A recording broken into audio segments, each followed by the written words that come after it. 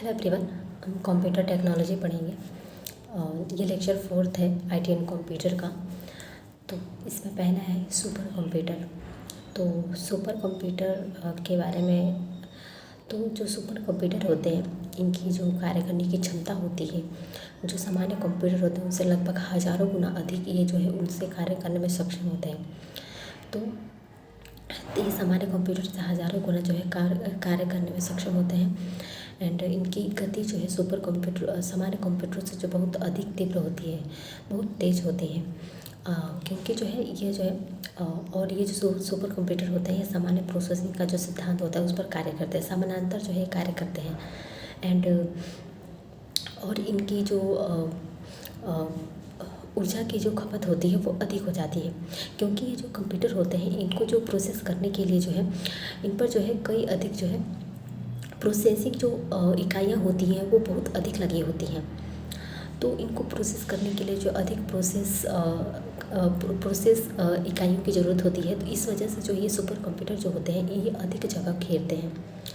तो ये जो है इनको रखने के लिए जो अधिक जगह की आवश्यकता होती है, क्योंकि इनमें जो है एक ही बहुत अधिक संख्या में जो है प्रोसेसिंग जो यूनिट होते हैं वो इसमें लगे होते हैं जो इसको प्रोसेस करते हैं। तो इस वजह से जो है ये अधिक जगह घेरता है। और ये जो है जो सुपर कंप्यूटर है इससे जो है अत्यधिक मात्रा में जो है आंकड़ों की जो गणना होती है, आंकड़ों को विश्लेषण होता है, उसको जो है बहुत कम समय में जो है बहुत अधिक मात्रा में जो आंकड़ों को पढ़ सकते हैं, विश्लेषण कर सकते हैं। तो इस वजह से सुपर कंप्यूटर जो है वर्तमान समय में जो है वर्तमान समय और पहले भी जब सुपर कंप्यूटर बना भारत में तब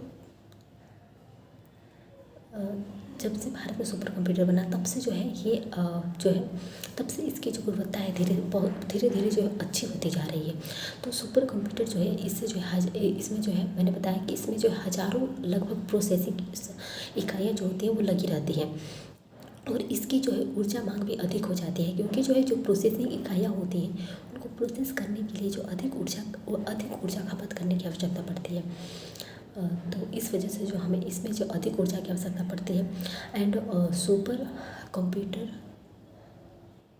की जो गणना होती है फ्लॉप्स इकाई में की जाती है। फ्लॉप्स में FLOPS। तो इसकी गणना जो फ्लॉप्स इकाई में की जाती है। तो फ्लॉप का फ्लोटिंग पॉइंट ऑपरेशंस पर सेकेंड होता है इसका जो है। तो फ्लॉप्स इकाई में जो सुपर कंप्यूटर की जो गणना की जाती है एंड मतलब उनकी गति को मापा जाता है फ्लॉप्स में। एंड जो सुपर कंप्यूटर है भारत में जो दुनिया का सबसे फास्ट सुपर कंप्यूटर जो है वो है फुगाको, जो कि जापान का सुपर कंप्यूटर। तो जापान का जो सुपर कंप्यूटर फुगाको है इसकी गति सभी सुपर कंप्यूटर से काफ़ी तेज है। तो आगे बढ़ेंगे भारत की स्थिति क्या है सुपर कंप्यूटर को लेकर। तो सुपर कंप्यूटर का उपयोग की हम बात करें तो सुपर कंप्यूटर एक जो है दोहरी तकनीक होती है। इसका जो हम डबल फ़ायदा उठा सकते हैं। तो इसका जो प्रयोग है इसका प्रयोग हम प्रतिरक्षा में डिफेंस टेक्नोलॉजी में भी कर सकते हैं। एंड तो इसका जो है प्रयोग जो है दोहरी इकाई में शांतिपूर्ण तरीके से और प्रतिरक्षा दोनों क्षेत्रों में इसका उपयोग किया जा सकता है। तो जैसे कि क्वांटम फिजिक्स हो गया, नैनो तकनीक अनुसंधान हो गया, तो इन सभी कार्यों में जो सुपर कंप्यूटर का उपयोग किया जाता है। तो सुपर कंप्यूटर जो है दोहरी इकाई के रूप में इसका उपयोग किया जाता है। जैसे कि सुपर कंप्यूटर के उपयोग की बात करें तो जो भूकंप होता है, भूकंप और जो भूगर्भ शास्त्र संबंधी जो अध्ययन होता है, इन सभी के अध्ययन में जो है जो वैज्ञानिक होते हैं वो सुपर कंप्यूटर की मदद लेते हैं। तो सभी जो अनुसंधान करता रहते हैं, जो भूकंप की गतियों की माप करते हैं, भूगर्भ शास्त्र संबंधी जो अध्ययन करते हैं, वो सभी सुपर कंप्यूटर की मदद से जो अपने जो उनका अध्ययन होता है उसको अंजाम देते हैं। तो और जो सुपर कंप्यूटर होता है ये मौसम और जलवायु संबंधी जो अध्ययन होता है, विश्लेषण होता है, उसको भी इन्हीं से किया जाता है। तो जो मौसम विज्ञानी होते हैं वो सुपर कंप्यूटर की मदद से ही जलवायु संबंधी जो परिवर्तन होता है वातावरण में, इन्वायरमेंट में, अन्य मौसम संबंधी जो घटनाएँ होती हैं उन सभी परिवर्तनों का अध्ययन जो सुपर कंप्यूटर के द्वारा ही किया जाता है। एंड जैव सूचना विज्ञान और जीनोम का जो अध्ययन होता है वो सुपर कंप्यूटर के द्वारा ही किया जाता है। मैंने बताया था जीनोमों को जो है सुपर कंप्यूटर में संग्रहित किया जाता है, सुपर कंप्यूटर में सुरक्षित किया जाता है, ताकि उनको जो है सुरक्षित किया जा सके और जब ज़रूरत पड़े तो उनको विश्लेषण करके जो उनका पुनः उपयोग किया जा सके। तो जो है सुपर कंप्यूटर का उपयोग जो है जीनोम अध्ययन में भी किया जाता है।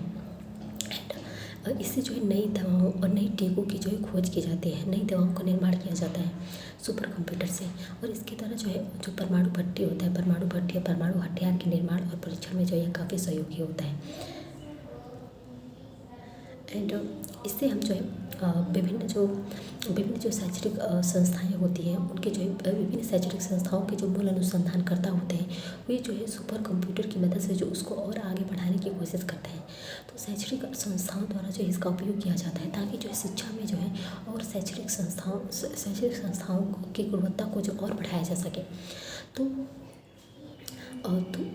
तो अलग अलग तरह की जो आभासी जो सत्यता होती है, उन सभी के अध्ययन में जो है एक परीक्षण मॉडल के रूप में जो है इसको सुपर कंप्यूटर को लिया जाता है। तो सुपर कंप्यूटर एक जो है साधन के रूप में जो है कार्य करता है, एक सहायक के रूप में कार्य करता है। तो सुपर कंप्यूटर इसके द्वारा जो है किसी भी देश की जो है जनसंख्या से प्राप्त जो है किसी भी देश की जनसंख्या से प्राप्त जो आंकड़े होते हैं, उसके अध्ययन और विश्लेषण में जो है इसका उपयोग किया जाता है। तो किसी भी कितना भी बड़ा आंकड़ा हो जो है उसको ये बहुत कम समय में ही जो है इसको पढ़ सकता है, विश्लेषित कर सकता है। तो इस वजह से चाहे वो जनसंख्या का अध्ययन हो गया हो, चाहे वो किसी भी तरह का आंकड़ा का अध्ययन हो, जीनोम अध्ययन, जनसंख्या किसी भी तरह का हो, वो सभी के अध्ययन में जो सुपर कंप्यूटर का उपयोग किया जा सकता है। तो इसका उपयोग जो है काफ़ी जो है विस्तारित है। तो जो सुपर कंप्यूटर का विकास है, इसका विकास की बात करें तो इसका जो विकास है, सुपर कंप्यूटर का विकास जो है अमेरिका के वैज्ञानिक ने सबसे पहले किया था। तो अमेरिका के वैज्ञानिक जो सैमुअल क्रे ने जो है 1960 के दशक में लगभग जो है पहला सुपर कंप्यूटर का विकास किया था अमेरिका में। तो भारत में जो इसके विकास के लिए जो 1988 में जो है सीटेक एक कंपनी है जो कि पुणे में है। तो 1988 में जो सीटेक की जो स्थापना की गई ताकि सुपर कंप्यूटर का निर्माण भारत में भी किया जा सके। तो जिसके संस्थापक जो अध्यक्ष डॉक्टर विजय भटकल को बनाया गया था इस सीटेक के संस्थापक के रूप में। और इन्हीं के नेतृत्व में जो है लगभग 1981 में जो है भारत का पहला जो है सुपर कंप्यूटर जो है परम 8000 का जो विकास हुआ। तो भारत का पहला सुपर कंप्यूटर परम 8000 का विकास जो सीटेक संस्थान द्वारा किया गया, जो कि पुणे में है। एंड वर्तमान समय में भारत में जो है सुपर कंप्यूटर की बात तो कई अन्य जो संस्थान है सुपर कंप्यूटर के विकास और निर्माण में जो है भूमिका निभा रही हैं, ताकि वो एक बेहतर सुपर कंप्यूटर को बना सकें, ताकि वो जापान जैसे जो फुगाकू जैसे सुपर कंप्यूटर भारत में भी बनाए जा सके, उससे वैसे जो है तेज स्पीड वाले सुपर कंप्यूटर। तो इसलिए जो है भारत में कई ऐसी बड़ी बड़ी कंपनियां हो गई, कई संस्थान हो गए जो कि सुपर कंप्यूटर को बनाने में काफ़ी जो है एफर्ट्स कर रहे हैं। जैसे कि हो गया IISc, DRDO, BARC, ISRO, Tata sums. तो ये सभी जो कंपनियां हैं, संस्थाएं हैं, सुपर कंप्यूटर को बनाने में एक बेहतर सुपर कंप्यूटर बनाने की जो है कोशिश में लगी हुई हैं। एंड जो है सुपर कंप्यूटर की जो है हर साल टॉप जो है 500 की लिस्ट आती है। तो टॉप 500 की लिस्ट में जो है सुपर कंप्यूटर को जो है शॉर्ट लिस्ट किया जाता है कि कौन सुपर कंप्यूटर बेहतर है। तो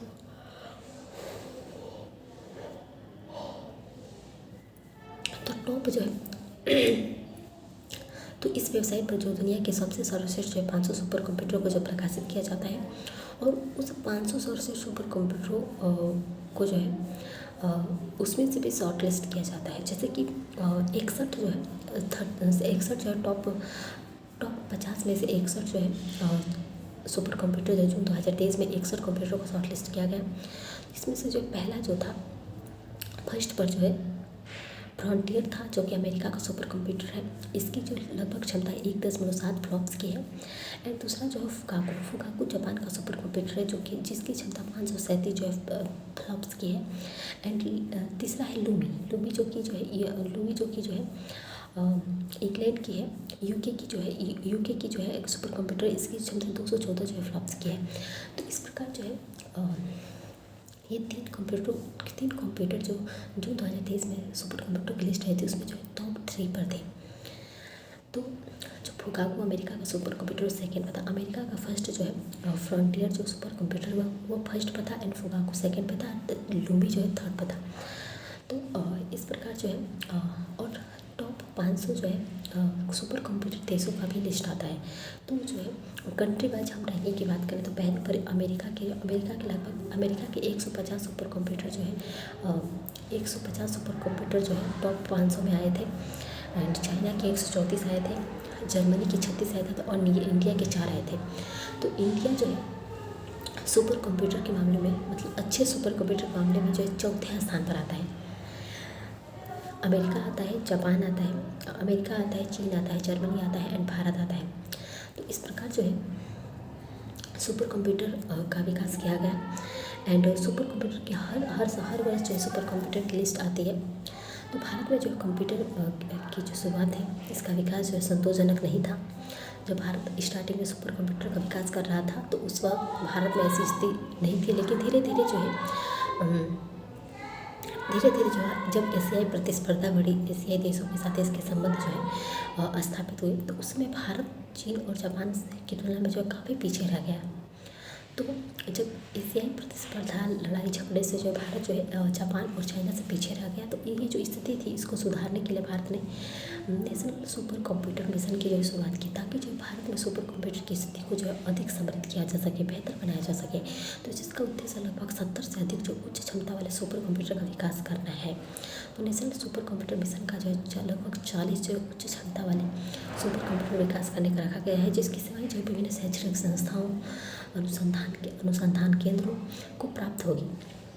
तो ये जो है शैक्षणिक संस्थाओं, अनुसंधानकर्ताओं को जो है सहायता देने के लिए जो है बनाए जाएंगे, ताकि जो है ये करके जो नई नई तकनीकों का विकास भारत में किया जा सके। इसके लिए जो इन सुपर कंप्यूटरों को जो है ग्रिड नेटवर्क के द्वारा जो है इनको नेशनल नॉलेज नेटवर्क से जो है जोड़ा जाएगा, ताकि जो इनकी जो नेटवर्क की क्षमता है, ऊर्जा की जो खपत है, वो उसको जो है पूरा किया जा सके। तो इसलिए जो है सुपर कंप्यूटर, भारत में जो सुपर कंप्यूटर का विकास जो है स्टार्टिंग में संतोषजनक नहीं था, लेकिन भारत धीरे धीरे नेशनल सुपर कंप्यूटर मिशन के जरिए जो है इसको जो है पूरा करने की जो कोशिश कर रहा है। तो हम भारत के सर्वश्रेष्ठ सुपर कंप्यूटर की बात करें तो पहला जो है सर्वश्रेष्ठ कंप्यूटर की बात करें तो पहला है ऐरावत के विकास जो है सीडैक ने किया था। ये टॉप 500 में जो इसका स्थान 75 था। एंड इसका जो क्षमता है 13 फ्लॉप्स की है। यह जो है एक पूरी तरह AI पर आधारित है सुपर कंप्यूटर है, जिसका जो है प्रयोग शैक्षणिक संस्थानों के द्वारा जो है किया जाता है। विभिन्न प्रकार के वैज्ञानिक प्रयोग के संदर्भ में जो है इसका प्रयोग किया जाता है। तो वैज्ञानिकों के द्वारा जो है इसके अलग अलग, जैसे मौसम विज्ञान अध्ययन, शैक्षणिक संस्थाओं के द्वारा अलग अलग तरह से जो इस ऐरावत कंप्यूटर सुपर कंप्यूटर का प्रयोग किया जाता है। एंड दूसरा जो है परम सिद्धि है। परम सिद्धि को भी AI पर आधारित है। इसका भी विकास सीडैक संस्थान पुणे के द्वारा ही किया गया था। इसका टॉप 500 में स्थान जो है इसका 131 है। तो परम सिद्धि जो है यह शैक्षणिक संस्थाओं में जो कुल अनुसंधान है उसको बढ़ावा देने के लिए जो है यह उपयोग किया जाता है, ताकि जो है शैक्षणिक संस्थाओं में अनुसंधान को बढ़ावा देकर जो है शिक्षा में नए तकनीकों, नए कौशल विकास का जो है खोज किया जा सके और उसको बढ़ावा दिया जा सके, ताकि उच्च शिक्षा को प्राप्त करने में भारत जो है आगे निकल पाए। तो इसलिए जो है भारत की जो पहला ऐरावत है, दूसरा जो है परम सिद्धि है, तीसरा का नाम है प्रत्यूष जो है इसका विकास जो सीडैक के द्वारा नहीं, IITM के द्वारा पुणे के द्वारा किया गया। IITM Indian institute of tropical metrology, इसका टॉप 500 में इसका 169 था। इसका प्रयोग जो मौसम विज्ञान अध्ययन के लिए जिसका किया जाएगा, ताकि मौसम का अध्ययन किया जा सके, जलवायु का अध्ययन किया जा सके। तो इसलिए जो है मौसम के अध्ययन और जो है हमारे जो है भूगर्भिक परिवर्तन संबंधी अध्ययनों को किया जा सके। तो प्रत्यूष जो है इसको मौसम विज्ञान संबंधी अध्ययन के लिए जो है लिया जाता है। एंड चौथा है मेहिर जो सुपर कंप्यूटर है, इसका विकास जो है national centre for medium patch weather forecasting Noida के द्वारा इसका विकास किया गया है। इसका टॉप 500 में से इसका 316वां स्थान है। एंड तो ये भारत के जो कुछ 4 सुपर कंप्यूटर है, जिसका प्रयोग जो भारत में अलग अलग क्षेत्रों में किया जाता है। किसी का शैक्षणिक अनुसंधान के लिए, किसी का मौसम विज्ञान के लिए, किसी का जो है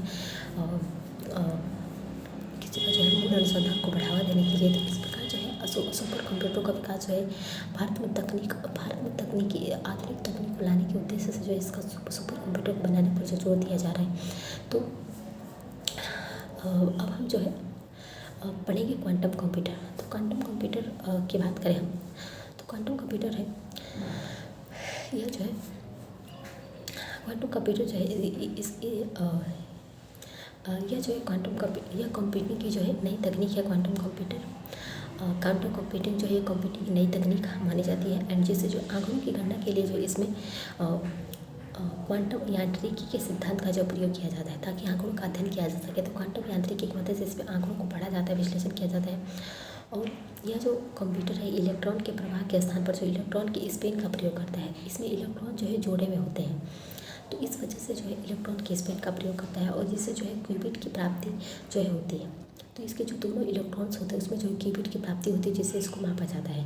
क्योंकि इलेक्ट्रॉन जोड़े के में पाए जाते हैं, इसलिए जो इस प्रणाली के द्वारा जो है लगभग 4 प्रकार के जो है क्यूबिट्स प्राप्त होते हैं।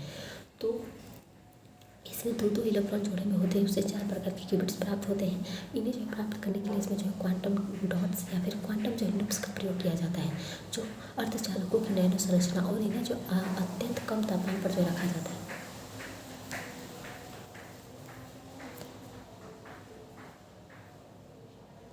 तो जो क्वांटम कंप्यूटिंग की अवधारणा है, यह जो है क्वांटम कंप्यूटिंग की जो अवधारणा है यह क्वांटम यांत्रिकी के जो 2 सिद्धांतों पर आधारित होती है, जिससे जो है इसकी जो है रूपरेखा होती है वो तैयार होती है। इसके पहला है इंटेगमेंट में इसके अंतर्गत जो है किसी इलेक्ट्रॉन युग्म के एक स्पिन में जो है बदलाव करने पर जो है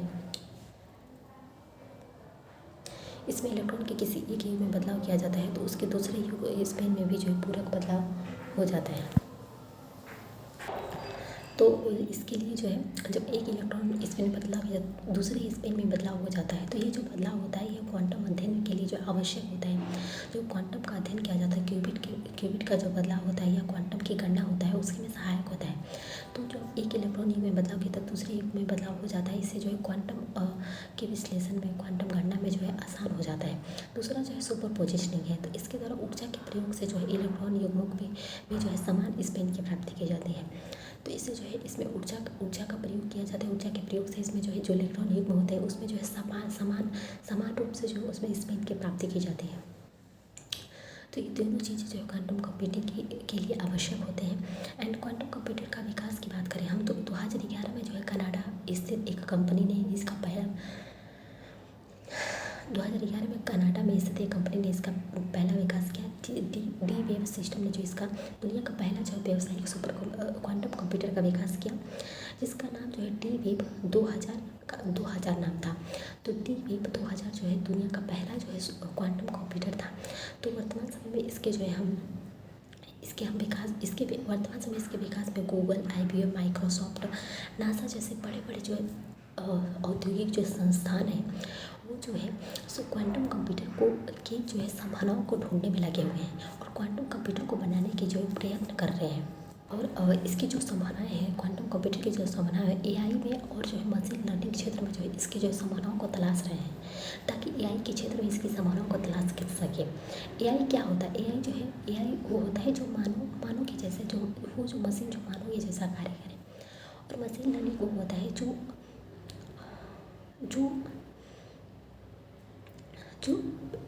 बिना कार्य की सूचना दिए जो है कार्य को करे। तो ये जो है दोनों तकनीकों की मदद से इसके संभावनाओं को तलाशा जा रहा है।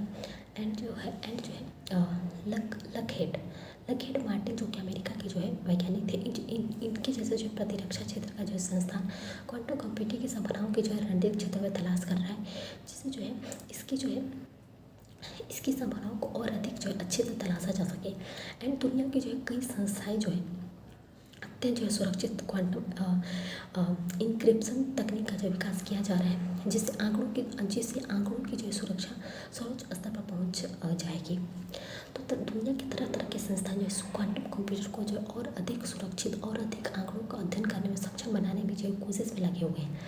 तो कई वर्ष पहले गूगल ने भी क्वांटम सुपरमेसी प्राप्त करने की बात कही है।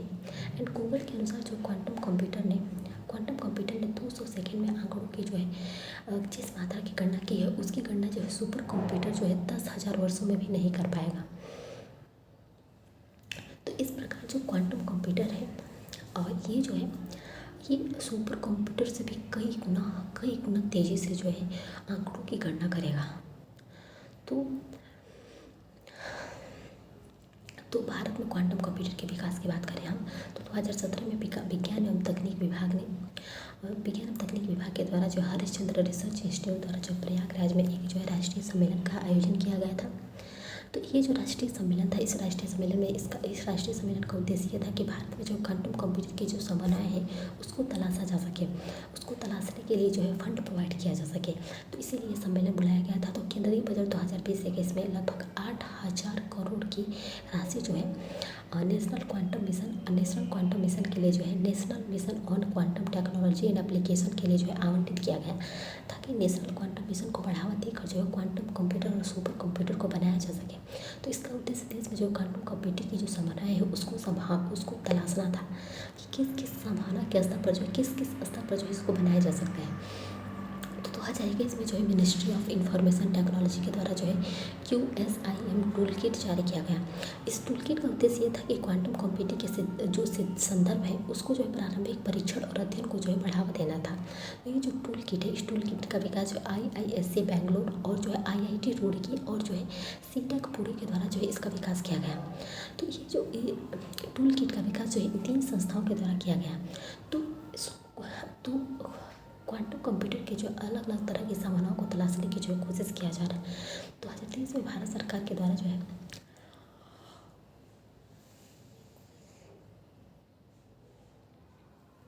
2023 में भारत सरकार के द्वारा जो नेशनल क्वांटम मिशन जो है इसकी घोषणा की गई 2023 में, और इसे विज्ञान एवं प्रौद्योगिकी विभाग के द्वारा जो है संचालित किया जाएगा तथा इसकी जो कार्यावधि है 2031 तक होगी। तो इसका उद्देश्य यह है कि 2031 तक लगभग 40 जो है सुपर कंप्यूटर का विकास किया जा सके और क्वांटम कंप्यूटर का विकास किया जा सके। तो इसके साथ ही भारत दुनिया का जो 7वां ऐसा देश बन गया है जो समर्पित जो है 11 जो है क्वांटम मिशन की शुरुआत की है। तो भारत जो है क्वांटम मिशन के क्षेत्र में जो है संभावनाओं को तलाशने वाले देशों में जो है 7वें स्तर पर पहुंच गया है। इस मिशन का जो उद्देश्य है, इस मिशन का उद्देश्य ये है कि क्वांटम तकनीक को जो है औद्योगिक और वैज्ञानिक स्तर पर जो बढ़ावा देना है, ताकि उद्योगों को और बढ़ाया जा सके और वैज्ञानिकों को और सहायता मिल सके। तथा देश में क्वांटम तकनीक का अगर विकास हो जाता है तो इससे जो एक अनुकूल परिवेश प्रदान होगा भारत की अनुसंधान के क्षेत्र में। तो नेशनल क्वांटम मिशन के अंतर्गत जो 4 क्षेत्रों पर ध्यान दिया जाता है। पहला जो है क्वांटम कंप्यूटिंग है, क्वांटम जो है कम्युनिकेशन है, क्वांटम सेंसिंग है, मेट्रोलॉजी है, क्वांटम जो है डिवाइस एंड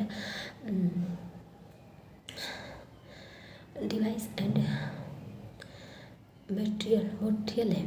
तो इस प्रकार जो 4 थैमेटिक जो हब्स हैं, ये 4 टी हब्स के नाम से जाने जाते हैं। तो इन नेशनल क्वांटम मिशन का उद्देश्य इन 4 क्षेत्रों की मदद से जो है क्वांटम कंप्यूटर की जो सभी संभावनाओं को तलाशना है। तो पहला जो क्वांटम कंप्यूटिंग है, इसका उद्देश्य ये है।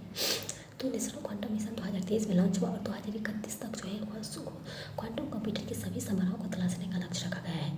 तो क्वांटम कंप्यूटर की बात करें तो इसके अंतर्गत अगले 5 साल में लगभग 50 से 100 जो है क्यूबिट और अगले 8 वर्षों में लगभग 1000 क्यूबिट क्षमता वाले जो है क्वांटम कंप्यूटिंग का जो विकास किया जाएगा इस जो है हब्स की मदद से। दूसरा जो है क्वांटम कम्युनिकेशन की बात करें तो इसमें जो है इसके अंतर्गत संचार व्यवस्था को और अधिक प्रगति बनाने के लिए और अधिक समृद्ध बनाने के लिए जो है क्वांटम कम्युनिकेशन और क्वांटम जो है इनक्रिप्शन का विकास किया जाएगा, ताकि जो है कम्युनिकेशन क्षेत्र में इसकी जो प्रगति को बढ़ाया जा सके। तो इसके अंतर्गत यह जो अत्यंत जो सुरक्षित स्थिति में होगा और इसका प्रयोग जो प्रशासनिक, प्रतिरक्षा, वित्तीय क्षेत्र में अच्छे ढंग से किया जा सकेगा। तो इस प्रकार जो है ये क्वांटम कम्युनिकेशन जो है इसका विकास किया गया। एंड क्वांटम सेंसिंग या मेट्रोलॉजी की बात करें हम तो इसके अंतर्गत जो है परमाणविक स्तर पर जो है पदार्थ की जो विमाएँ हो, पदार्थ की विमाओं को मापने के लिए विभिन्न प्रणालियों का विकास किया जाएगा। तो इस प्रकार जो है क्वांटम कंप्यूटिंग की जो है सभी संभावनाओं को तलाशने की जो कोशिश की जाएगी।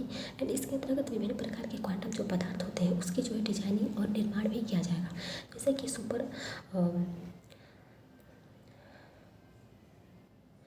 सुपर कंडक्टर एवं जो उच्च क्षमता वाले सेमी कंडक्टर एंड जो है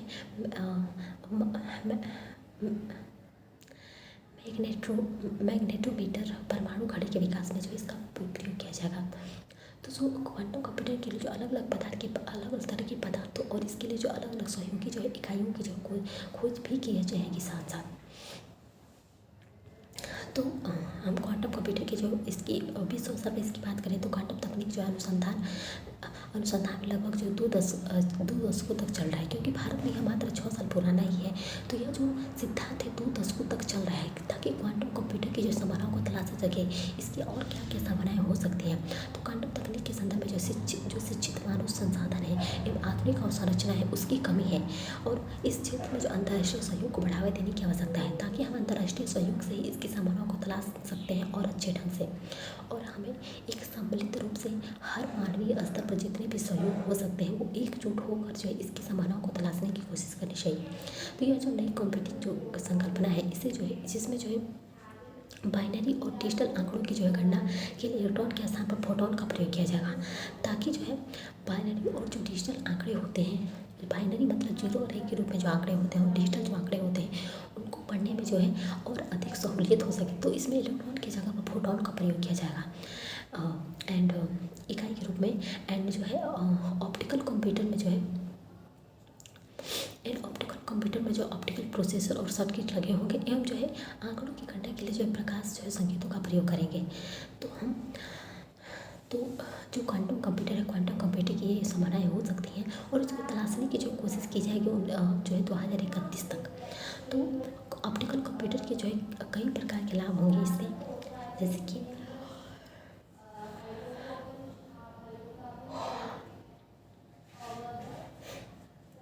हम ऑप्टिकल कंप्यूटर के लाभ की बात करें तो प्रकाश की जो प्राप्ति होगी इसमें जो एलईडी से की जाएगी, प्रकाश की प्राप्ति एलईडी से की जाएगी और इसके फलस्वरूप इसकी ऊर्जा की जो मांग होगी वो बहुत कम होगी।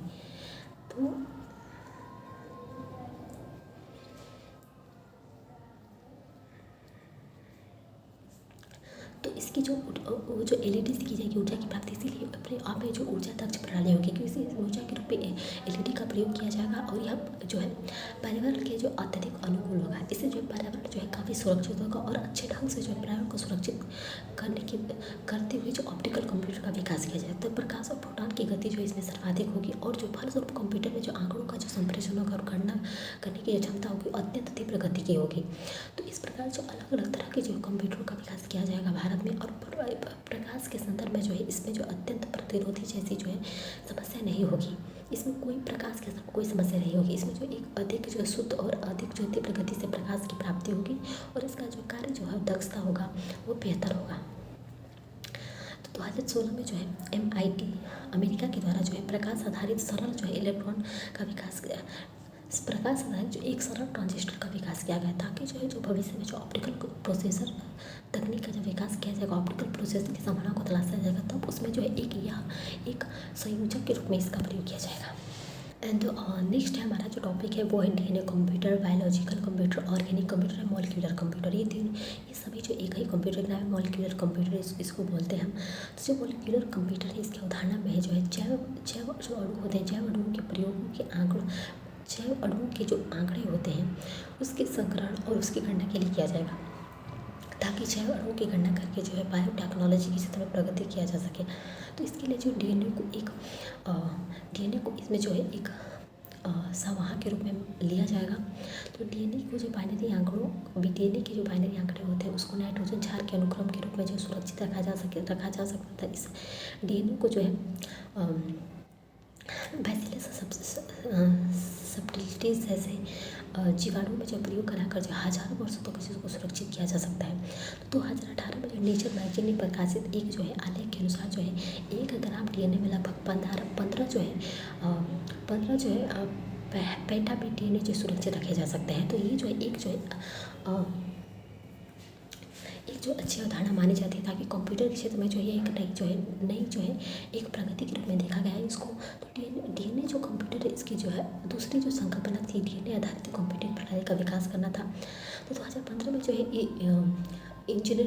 इजरायली वैज्ञानिकों ने डीएनए आधारित जो दुनिया का सबसे छोटा कंप्यूटर प्रणाली का विकास करने का दावा किया जो मानव शरीर के जो में प्रवेश करके कैंसर की कोशिकाओं का पता लगाया जा सकेगा।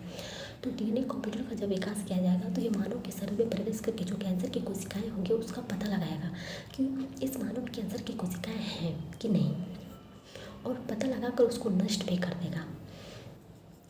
तो अभी तक भारत में इसकी कोई संभावनाएँ नहीं निकली हैं, लेकिन जापान में और अलग अलग देशों में जो इसकी संभावनाओं को तलाशा जा रहा है और डीएनए कंप्यूटर को बनाने में जो है जुटे हुए हैं।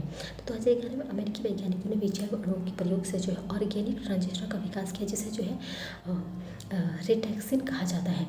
तो इस स्तर पर जो है डीएनए कंप्यूटर का विकास करके जो मानव डीएनए जो कंप्यूटर है एक सबसे छोटा सूक्ष्म स्तर का कंप्यूटर होगा जो मानव के शरीर में प्रवेश करेगा और उसके कैंसर की कोशिकाओं को खोज कर और उसको नष्ट भी कर देगा।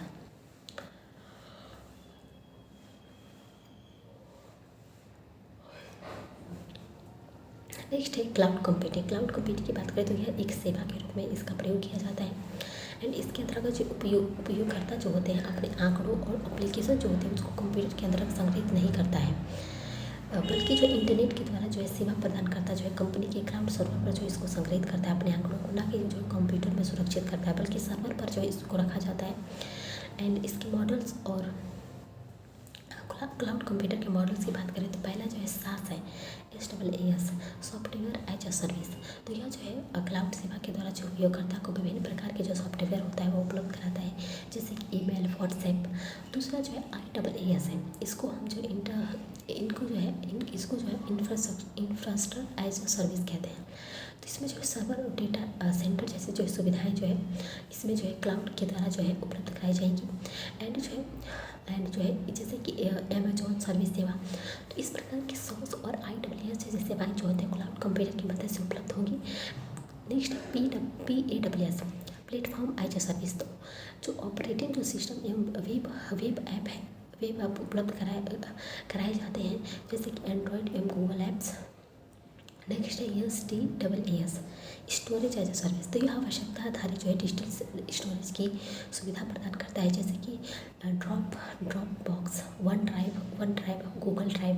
तो इस प्रकार की जो सुविधाएं हैं हम जो है कहीं ना कहीं जो अभी जो हम भी क्लाउड कंप्यूटिंग का यूज करते हैं अपने फ़ोन में। तो जो क्लाउड कंप्यूटर ये किसी भी यंत्र से किसी भी स्थान पर किसी भी जगह जो इसको संचालित किया जा सकता है, बनाया जा सकता है। इसकी पूंजी लागत जो अपेक्षाकृत बहुत कम होती है और सभी आंकड़े जो है केंद्रीय क्लाउड सर्वर पर संग्रहित होते हैं, इसलिए इसकी सुरक्षा जो है अधिक और सुरक्षित और सुदृढ़ होती है। तो इस वजह से क्लाउड कंप्यूटर का प्रयोग जो किसी भी स्थान पर और किसी भी डिजिटल उपकरण से जो इसका प्रयोग किया जा सकता है। एंड इसकी चुनौतियों की बात करें तो केंद्रीय सर्वर एंड आंकड़ों के जो संरक्षण के कारण जो है यह साइबर हमले के केंद्र बन जाते हैं। एंड केंद्रीय सर्वर पर संग्रहित आंकड़ों की रूपरेखा जो है किसी व्यक्ति की निजता गोपनीयता को जो भंग करने के लिए भी किया जा सकता है।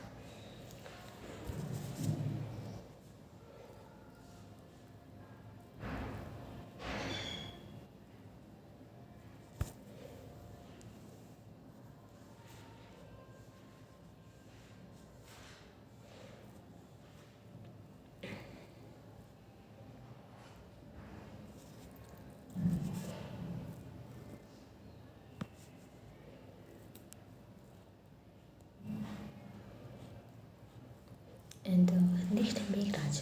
मेघराज एक परियोजना है। तो मेघराज भारत सरकार के द्वारा मेघराज नामक जो क्लाउड सेवा की जो है शुरुआत की गई, ताकि इसका विकास जो NIC नेशनल इंफॉर्मेटिक्स सेंटर के द्वारा जो इसका विकास किया गया। एंड इसके द्वारा इसका उद्देश्य जो है सरकारी जो कार्य होते हैं और ई-गवर्नेंस जो सेवाएं होते हैं उसको बेहतर और अधिक पारदर्शी बनाने के लिए जो मेघराज को विकास किया गया भारत सरकार के द्वारा, ताकि जो ई-गवर्नेंस की जो सेवाएं होती हैं उसको पारदर्शी बनाया जा सके।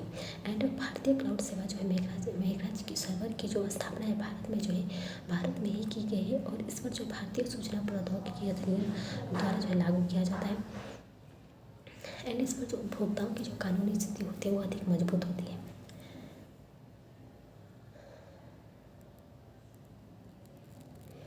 तो इस प्रकार जो इसका प्रयोग जो अधिक सटीकता से इसका प्रयोग किया जा रहा है। एंड नेक्स्ट हमारा टॉपिक है बिग डाटा।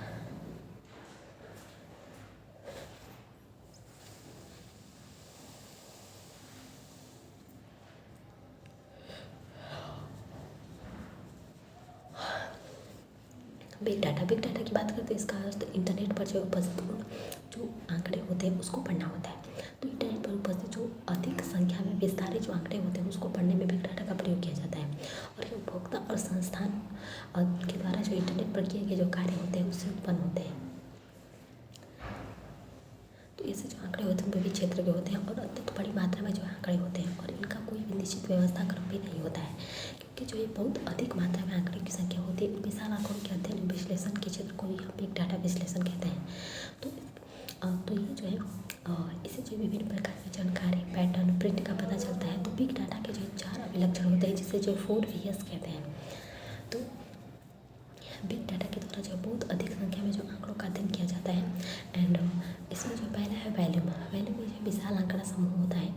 वेलोसिटी होता है प्रति सेकंड नए आंकड़ों की प्राप्ति की जाती है इसके द्वारा। एंड वैरायटी होता है अलग अलग क्षेत्र के आंकड़े इसमें उपस्थित होते हैं। एंड वेरिसिटी होता है अपूर्ण आंकड़ों का समूह होता है। तो इस प्रकार जो इसको 4 अवधारणाओं में रखा गया है। एंड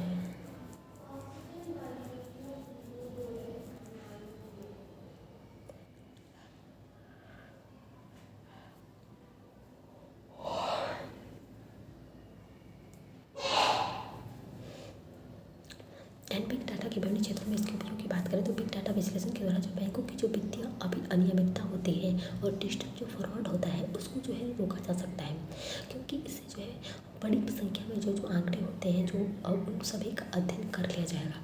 तो इस वजह से जो बैंकों में फ्रॉड होता है डिजिटल तरीके से उसको रोका जाएगा बिग डाटा विश्लेषण के माध्यम से। बिग डाटा का प्रयोग करके जो डायरेक्ट जो सब्सिडी होता है उसको जो बेहतर बनाने के लिए जो है सब्सिडी आवश्यकताओं को जो पूरा करने के लिए जो आधार जैसे जो है डिजिटल पहचान के साथ जो जोड़कर इसको उपयोग किया जाएगा, ताकि जो डायरेक्ट सब्सिडी दिया जाता है किसानों को उसको जो है अधिक अच्छे ढंग से दिया जा सकेगा और उसको पारदर्शी तरीके से दिया जा सकेगा। एंड उसको जो है उसका वितरण जो है होता है डायरेक्ट सब्सिडी का वितरण जो है उसके सही लाभार्थी तक पहुंचाया जा सकेगा। तो इस क्षेत्र में जो बिग डाटा को जो है आधार कार्ड से संलग्न करके जो है इसका उपयोग किया जाएगा। एंड सरकार इसके द्वारा जो विभिन्न जो समूह होता है उसकी पहचान कर सकता है, विभिन्न जन समूहों को उनकी पहचान कर सकता है, जान सकता है। एंड उन तक जो परियोजनाएं और नीतियों को लाभ पहुँचाने की भी कोशिश कर सकता है।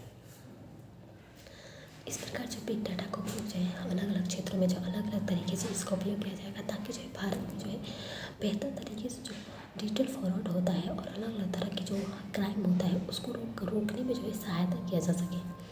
तो दुनिया के जो है कई देशों में जो है पैक्स अपराध को पकड़ने के लिए जो है बिग डाटा का प्रयोग किया जाता है, बिग डाटा विश्लेषण का प्रयोग किया जाता है। तो इस वजह से जो है भारत सरकार के द्वारा जो है भारत सरकार का नेटारीट नामक जो है प्रणाली का विकास किया गया है, जो इनकम टैक्स और जीएसटी आंकड़ों को जो है प्राप्त करके पैक्स अपराध की घटनाओं को जो है पता लगाया जा सकता है, ताकि जो है किसी क्षेत्र में इनकम टैक्स और जीएसटी जो आंकड़े होते हैं, क्योंकि जो इसमें कई जो है ऐसी कई फ्रॉड भी सामने आ जाते हैं टैक्स को लेकर। बहुत लोग टैक्स नहीं चुकाते हैं और तरह तरह की जो उसमें व्यवधान ला देते हैं। तो इन सभी टैक्स संबंधी जो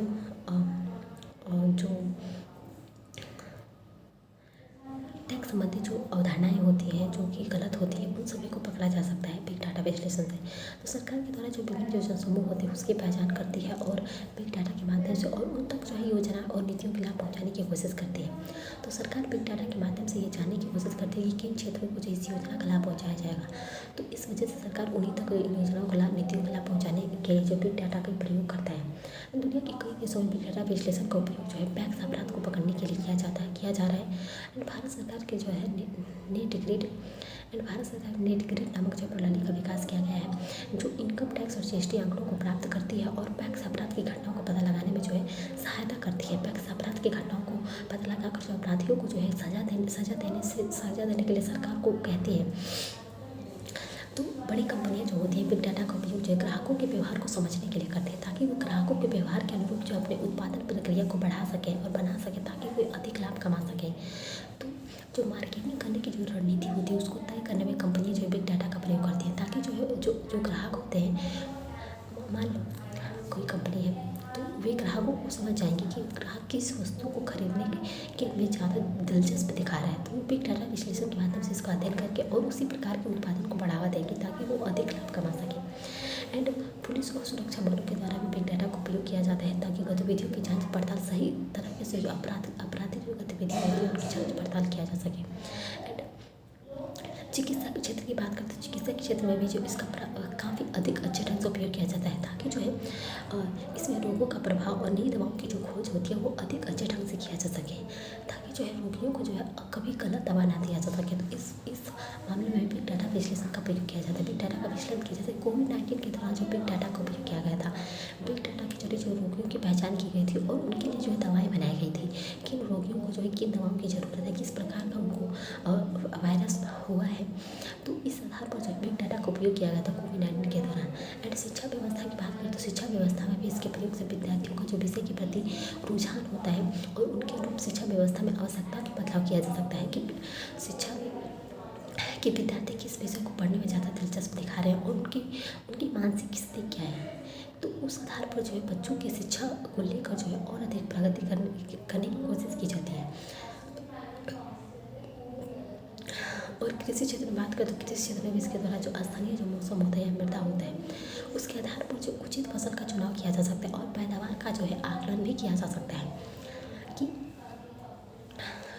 कि किस पैदावार का जो है फसल अच्छी ढंग से हो रहा है और किस पैदावार का फसल अच्छे ढंग से नहीं हो रहा है। तो इन सभी का अध्ययन करके जो एक उचित फसल का चुनाव करके जो उसका उत्पादन किया जाने की कोशिश किया जाता है कृषि क्षेत्र में। तो बिग डाटा का उपयोग जो है कृषि क्षेत्र में भी किया जाता है। एंड बिग डाटा विश्लेषण के द्वारा जो किसी व्यक्ति की आय का जो स्तर होता है, स्वास्थ्य की जो जानकारी होती है, अन्य निजी जो जानकारियाँ होती है, उसका पता लगाया जा सकता है कि व्यक्ति के जो है निजी जीवन में क्या हो रहा है। तो किसी भी प्रकार के आपराधिक जो दुर्घटनाएं होती हैं उसके विश्लेषण में भी जो है बिग डाटा का उपयोग किया जाता है। एंड हम बिग डाटा विश्लेषण की चुनौतियों की बात करें तो भारत में जो आंकड़ों का जो डिजिटलीकरण की समस्या आती है, क्योंकि भारत के कई ऐसे क्षेत्र हैं जिसमें डिजिटल तरीके से काम नहीं किया जा सकता है। तो जैसे कि तो डिजिटल तरीके से तो इसमें बिग डाटा का विश्लेषण करना संभव नहीं हो पाता है। जैसे कि लैंड रिकॉर्ड्स, तो जो भूमि के रिकॉर्ड्स होते हैं, भूमि को जो नापना होता है वो तो भौतिक तरीके से नापा जाता है, ना कि डिजिटल तरीके से। तो कई ऐसे क्षेत्र हैं भारत में जिनमें बिग डाटा का उपयोग करना संभव नहीं हो पाता है। जैसे कि बिग डाटा के संग्रहण और विश्लेषण के लिए जो है डाटा बैंक और सुपर कंप्यूटर की अवसंरचना की कमी होगी, क्योंकि बिग डाटा विश्लेषण को करने के लिए जो हमें सुपर कंप्यूटर की भी आवश्यकता पड़ेगी। और आतंकवादी जो समूह होंगे बिग डाटा विश्लेषण के द्वारा जो अप्रयुक्त जो व्यक्ति होंगे उनकी पहचान करके उन्हें आतंकवादी गतिविधियों में शामिल कर सकते हैं। तो इसका गलत दुरुपयोग भी किया जा सकता है। एंड इससे जो है निजता का हनन और गंभीर मुद्दे भी सामने आ सकते हैं। इससे हमारी जो निजता होती है होगी आर्टिकल 21 के अंतर्गत जो हमारी निजता का अधिकार है उसको भी हानि पहुँच सकती है। तो बिग डाटा का जो उपयोग है, इसके जितने हमें फायदे हैं इससे हमें जो है खतरे भी हैं। तो बिग डाटा का जो उपयोग होता है बहुत सोच समझ कर और बहुत ऐसे स्थानों पर किया जाता है जहाँ इसका उपयोग करना अधिक जो है हमें अधिक जो है उपयोग करना अधिक जो है ज़रूरतमंद हो। तो हम नेक्स्ट पढ़ेंगे world wide web. World wide web में पहले हम पढ़ेंगे वेब 1.0। तो वेब 1.0 है, इसका विकास 1989 में किया गया था। 1993 में जो इसकी लोकप्रियता काफ़ी बढ़ गई थी, लेकिन इसका विकास 1983 में ही कर किया गया था। तो यह जो है एक जो है स्टैटिक वेब आधारित है। एंड यह जो है रीड ओनली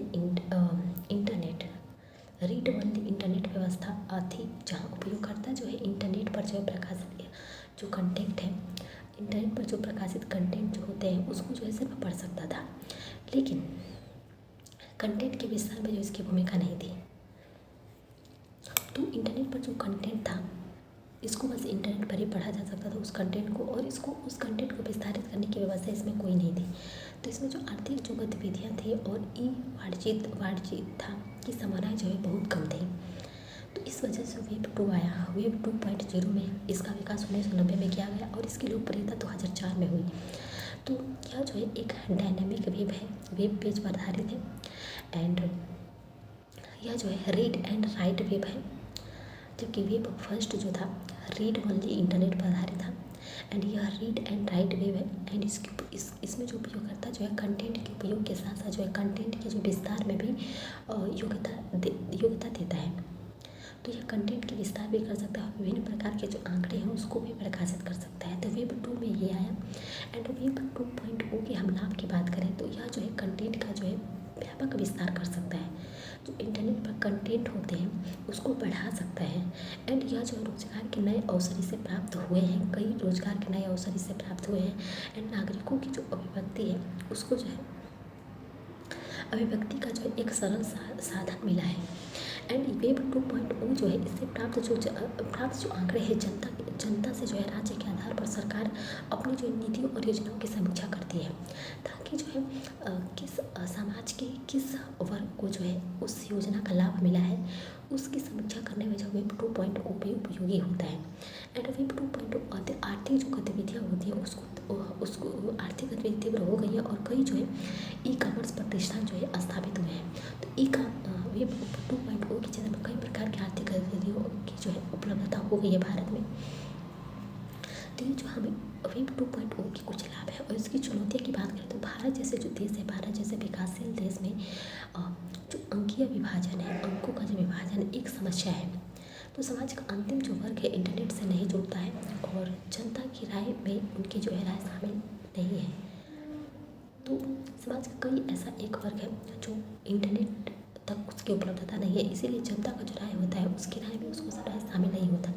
क्योंकि मान लो सरकार हो गया, वर्तमान समय में कोई भी ऐसी जो योजना होती है, कोई राय जाननी होती है जनता की, तो सरकार जो है जो सोशल मीडिया पर उसको प्रकाशित कर देता है। एंड जैसे इंस्टाग्राम हो गया, ट्विटर पर प्रकाशित कर देता है। तो उस पर जो लोग इंटरनेट से जुड़े होते हैं तरह तरह के अपने राय सृजन करते हैं कि हाँ उसकी राय, सरकार को उसका राय मिल जाता है कि वो उसके पक्ष में है कि विपक्ष में है। लेकिन जिसके पास इंटरनेट नहीं होता है वो उस पर जो अपना सहमति नहीं बना पाते हैं। तो इस पर प्रकाशित कंटेंट की जो गुणवत्ता होती है वो प्रमाणित नहीं होती है तथा इस पर जो है सेंसरशिप लागू नहीं है। एंड इस पर आंकड़ों की जो सुरक्षा होती है वो निजता सुरक्षा संबंधी चुनौतियाँ होती हैं तथा कई इंटरनेट कंपनियां जो होती हैं इन आंकड़ों का जो दुरुपयोग भी कर लेती हैं। एंड वेब 2.0 और इसके उपस्थित आंकड़े जो होते हैं इंटरनेट आयातक का जो है एक नियंत्रण कुछ बड़ी कंपनियों के द्वारा किया जा रहा है। तो वेब 2.0 का नियंत्रण कुछ बड़ी कंपनियां संस्थान के द्वारा किया जा रहा है और इन्हीं जो है थर्ड पार्टी कंपनियों को जो अधिकतम लाभ की प्राप्ति हो रही है, बाकी लोगों को इसकी प्राप्ति ही नहीं हो रही है। तो इसलिए जो वेब 3.0 आया तो ये वेब 3.0 की बात करें तो ये भविष्य की इंटरनेट व्यवस्था है जिसे जो है डिसेंट्रलाइज्ड इंटरनेट कहा गया है। एंड इस व्यवस्था में इंटरनेट आंकड़ों पर कुछ जो कंपनियां होंगी उसका अधिकार नहीं होगा, एंड बल्कि इंटरनेट से जुड़ा हर व्यक्ति जो है अपने संदर्भ के आंकड़ों का मालिक होगा, ना कि कोई बड़ी कंपनी उनके आंकड़ों का मालिक होगा। एंड वेब 2.0 में हमारे आंकड़े जो होते हैं वो केंद्रीय क्लाउड सर्वर पर जो है संग्रहित होते हैं जो कि कंपनी की परिसंपत्ति होती है, जबकि वेब 3 में ऐसा कुछ नहीं है। जबकि वेब 3.0 में जो है एज कंप्यूटिंग पर आधारित होगा, जिसमें जो है उपयोगकर्ताओं के आंकड़े जो होंगे उपयोगकर्ताओं के बीच ही बटा होगा, उपयोगकर्ताओं के आंकड़ों का मालिक जो है सो उपयोगकर्ता ही होगा। तो इस प्रकार जो है वेब 3.0 में जो आंकड़े होंगे उसका मालिक कंपनी ना होकर जो है स्वयं जो है उपभोक्ताओं और उपयोगकर्ताओं ही होंगे। जो वेब 3.0 है इसमें ब्लॉकचेन तकनीक पर आधारित होगा। एंड ब्लॉकचेन एक खुला जो है बही खाता है। इस पर इंटरनेट पर जो है किए गए सभी जो आदान प्रदान जो होते हैं वो डिजिटल आंकड़े किया जाता है। इसे जो ना तो हटाया जा सकता है और नहीं जो बदला जा सकता है। एंड ब्लॉकचेन के द्वारा दो पक्षों के बीच जो है पीयर टू पीयर जो प्रत्यक्ष विनिमय जो है किया जा सकता है। इसमें किसी तीसरे पक्ष जैसे जो e commerce website, social media, बड़े बैंक आदि जो है की आवश्यकता नहीं होगी, केवल दो पक्षों पीयर टू पीयर ही इसको किया जाता है। एंड ब्लॉकचेन के द्वारा जो क्रिप्टो जो करेंसी है एवं जो NFT है का विनिमय को जो बढ़ावा मिलेगा। एंड वेब 3 जो है विकेंद्रीकृत इंटरनेट होगा, विकेंद्रीकृत इंटरनेट होगा। एंड इसमें जो है वेब पार्टी की जो भूमिका नहीं होगी एंड लाभांश उपयोगकर्ताओं के बीच ही बढ़ेगा। तो इस प्रकार जो है यह एक जो है वेब 3.0 जो है एक बेहतर इंटरनेट बेस्ड वेब है। एंड वेब 4 जो है एक मोबाइल बेस्ड वेब है। वेब 5 की बात करें तो यह जो वेब 2+0 एंड वेब 3+0 को जोड़कर बना है वेब 5। तो आपके जो आंकड़े होंगे आपके बस में होंगे वेब 5.0 में। एंड आइडेंटिटी एंड इंफॉर्मेशन दोनों जो है हमारे ही होंगे वेब 5.0 में। तो इंटरनेट जो है, इंटरनेट, नेट और वेब, तो इंटरनेट जो है एक तो होता है सरफेस नेट होता है, एक डीप नेट वेब होता है, एक डार्क नेट वेब होता है। तो सरफेस नेट की बात करें तो यह सामान्य इंटरनेट जो होता है खर्च में दिखता है। जो आप सामान्य इंटरनेट का खर्च करते हो उसमें जो है सरफेस नेट दिखता है, क्योंकि इसकी जो इंटेंसिव जो खर्च होगा इन दोनों के लिए किया जा सकता है। एंड डीप नेट वेब की बात करें तो इसमें जो है इंटेंसिव जो नहीं किया जाता है, फलस्वरूप यह खर्च में नहीं दिखता है। इस पर जो गोपनीय आंकड़े जो होते हैं वो उपलब्ध होते हैं, जैसे medical records, banking records, tax records, ये सब जो है डीप नेट वेब में शामिल होते हैं। एंड डार्क वेब की बात करें तो यह डीप वेब का भाग होता है। एंड इसका प्रयोग जो है कानूनी कार्यों, गैर कानूनी कार्यों के लिए किया जाता है, जैसे कि हथियारों और जो है नशीली दवाओं की जो खरीद फरोख्त में किया जाता है। एंड आतंकवादी द्वारा जो सूचनाओं का आदान प्रदान करने के लिए भी डार्क वेब का प्रयोग किया जाता है। एंड डार्क वेब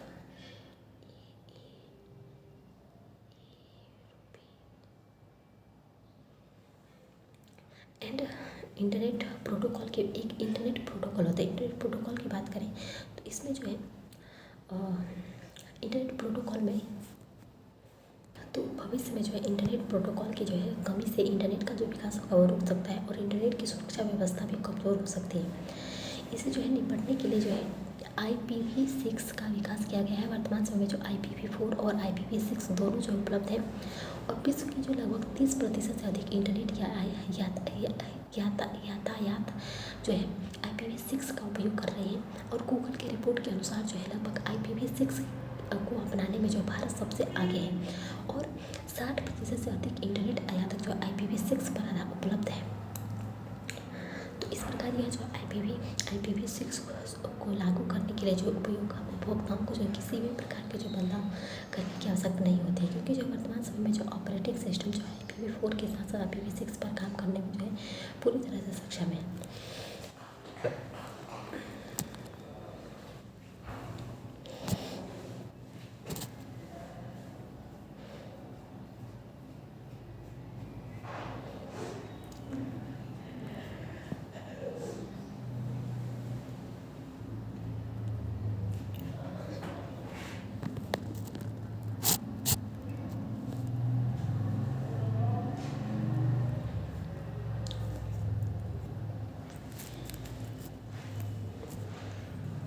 नेक्स्ट है AI, आर्टिफिशियल इंटेलिजेंस। AI की बात करें तो यह कंप्यूटर प्रौद्योगिकी का जो है वह क्षेत्र है जिसके अंतर्गत जो ऐसे कंप्यूटर प्रोग्राम और सॉफ्टवेयर का विकास किया जाता है जो मानव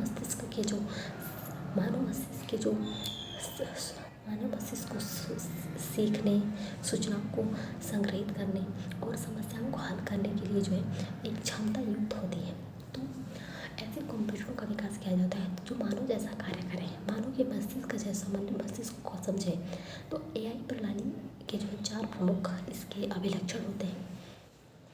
पहला जो होता है सेल्फ लर्निंग एबिलिटी होता है, दूसरा डाटा मीनिंग होता है, तीसरा पैटर्न रिकॉग्निशन होता है, और चौथा जो होता है नेचुरल लैंग्वेज प्रोसेसिंग होता है। तो हम कई क्षेत्रों में जो AI के उपयोग की बात करें तो इसका स्वास्थ्य क्षेत्र में जो AI का स्वास्थ्य क्षेत्र में उपयोग की बात करें हम तो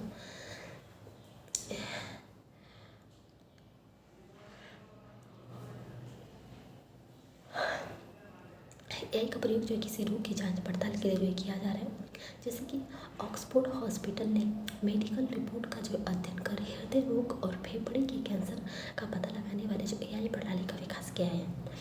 तो इस वजह से इसका प्रयोग जो है स्वास्थ्य के क्षेत्र में भी किया जा रहा है। एंड IBM कंपनी ने जो है वाटसन नामक AI प्रणाली का विकास किया है जो कैंसर की जांच पड़ताल कर उपचार से संबंधित सुझाव दे सकता है। एंड AI से युक्त जो है रोबोटिक प्रणालियों की वजह से रोबोटिक सर्जरी और मरीजों का इलाज किया जा सकता है। तो इस प्रकार AI प्रणालियों से जो है स्वास्थ्य के क्षेत्र में और अधिक सहायता के लिए और अधिक समाधानों को तलाशने के लिए जो है AI प्रणालियों के अलग अलग जो है नए टूल्स का विकास किया जा रहा है। नेक्स्ट औद्योगिक क्षेत्र में इसकी बात कर रहे हैं तो रोबोटिक्स और AI का बड़ा लाभ जो औद्योगिक और विनिर्माण क्षेत्र को जो प्राप्त होगा। एंड यही चौथी औद्योगिक क्रांति का जो है कारक बनेगा। एंड इसका प्रयोग जो औद्योगिक क्षेत्र में जो है मशीनों के स्वचालित संचालन के लिए किया जाएगा। ताकि मशीन अपने आप संचालित होंगे। उनको चलाने के लिए जो है किसी अलग जो है व्यक्ति की आवश्यकता नहीं पड़ेगी। हम उसको एआई और रोबोटिक्स की मदद से, रोबोट की मदद से ही उसको चला सकेंगे। तो मशीनों को औद्योगिक क्षेत्र में जो एक नई क्रांति आ जाएगी। तो इसलिए अमेरिकी कंपनी इनविजिबल एआई ने ऐसी प्रणाली का विकास किया है जिसका जो औद्योगिक प्रक्रियाओं का अध्ययन कर उससे जो है सुरक्षा एवं सुधार से संबंधित सुझाव दे सकता है। एंड रोबोट और एआई का प्रयोग जो औद्योगिक जगत में साइबर फिजिकल सिस्टम का जो है विकास करना होगा, जिसके जो है द्वारा उत्पादन क्रिया का जो है नियंत्रण दूर से ही किया जा सकता है। तो इस प्रकार इसका उपयोग औद्योगिक क्षेत्र में जो है स्वचालित मशीनों को बनाने में, स्वचालित तरीके से मशीनों को चलाने के लिए जो है एआई और रोबोटिक की मदद से जो है ऐसी संभावनाओं को लाया जाएगा। एंड कृषि क्षेत्र में इसकी बात करें तो खेतों में जो एआई सेंसर के प्रयोग से जो है फसल की जो रियल टाइम निगरानी की जा सकेगी। रियल टाइम मतलब हर समय जो है उसकी निगरानी की जा सकेगी एआई सेंसर की मदद से फसल की। एंड तथा उर्वरक शक्ति और कीटों का प्रभाव, फसल के पैदावार का अध्ययन किया जा सकेगा कि किस कीट का प्रभाव उस पर हो रहा है। तो एआई संयुक्त रोबोटिक्स प्रणालियाँ जो है प्रणालियों से के जो है फलों का चुनाव कर सकती हैं। एंड जो है अमेरिकी कंपनी जो है ब्लू रिवर टेक्नोलॉजी ने सी एंड स्प्रे एआई प्रणाली का विकास किया है, जो खरपतवार नाशी समस्याओं को सिर्फ खरपतवारों पर छिड़कता है और फसलों को प्रभावित नहीं करता है। तो ये जो अमेरिका द्वारा ये प्रणाली का विकास किया गया है, ये जो है खरपतवारों जो फसलों पर छिड़का जाता है तो ये सिर्फ जो है कीटों को मारता है, ना कि फसल को। तो इस वजह से जो है एआई के जरिए जो है कृषि क्षेत्र में कई प्रकार की संभावनाएं और आधुनिक तकनीक का लाया जा सकता है। इसका परिवहन क्षेत्र में बात करें तो इस क्षेत्र में एआई के उपयोग से जो है स्मार्ट ट्रैफिक मैनेजमेंट जो है कैमरा एवं सेंसर के द्वारा स्मार्ट तरीके से ट्रैफिकों का मैनेजमेंट किया जा सकेगा। और इसके द्वारा जो ड्राइवर लेस कार का जो है विकास किया गया है मतलब बिना ड्राइवर के ही जो है कार चलेगा। एंड गूगल और टेस्ला जैसी कंपनियां हैं एआई युक्त जो है ड्राइवर लेस कार का जो है विकास किया है, जिससे जो है यातायात प्रबंधन बेहतर होगा और दुर्घटनाएं जो है कम होगी। तो इस वजह से जो है गूगल और टेस्ला जैसी बड़ी बड़ी कंपनियां जो है ड्राइवर लेस कार का विकास कर रही हैं। तो ये ड्राइवर लेस कार एआई का विकास जो है जो ट्रैफिक से जो दुर्घटनाएं होती हैं वो कम हो जाएंगी, उनकी संख्या कम हो जाएगी।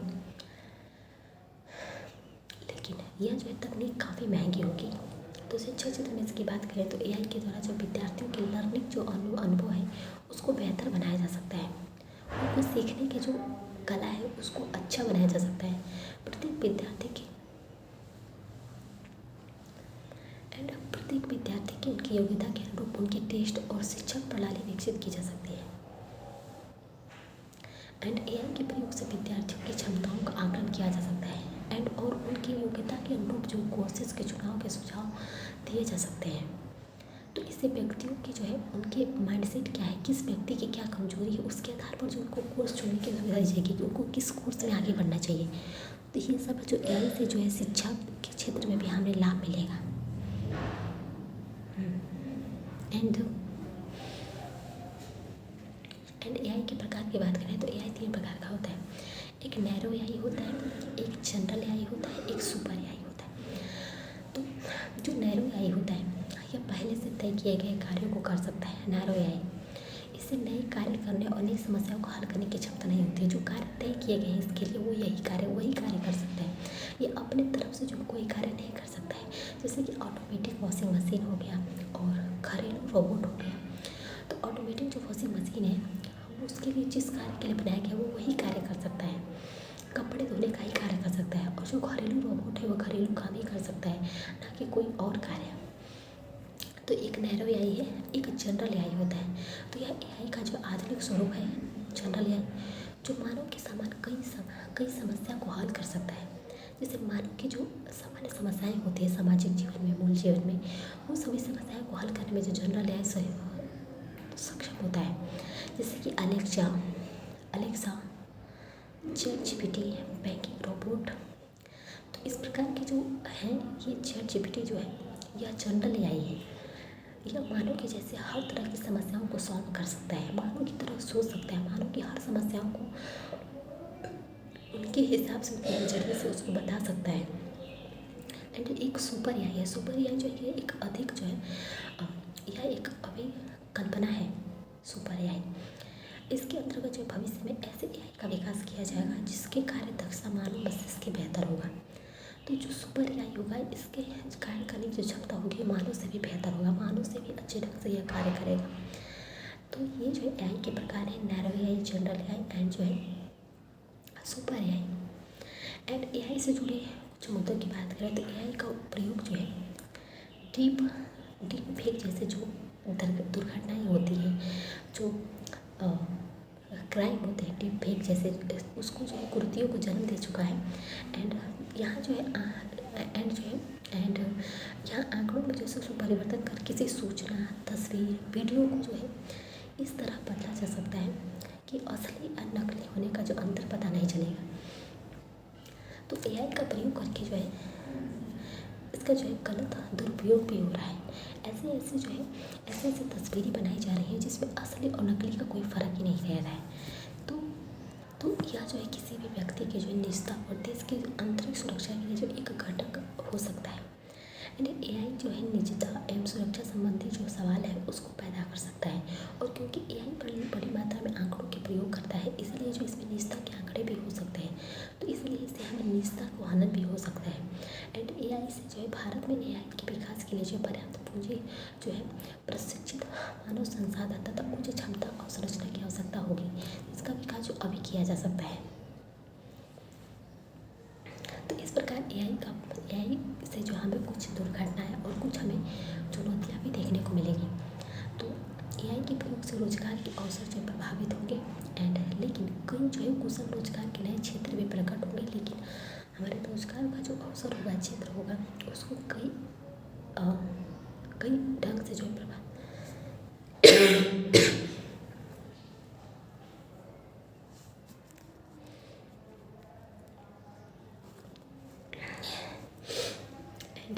एआई का इंडिया में बात करें, एआई इन इंडिया, तो 2018 में नीति आयोग ने नेशनल स्ट्रेटजी फॉर एआई को जारी किया, जिससे एआई फॉर ऑल के द्वारा जो प्रसारित किया गया। इसमें 5 क्षेत्रों में चुनाव किया गया। इसमें 5 क्षेत्रों को चुनाव किया गया जहाँ एआई का अपनाया जाएगा।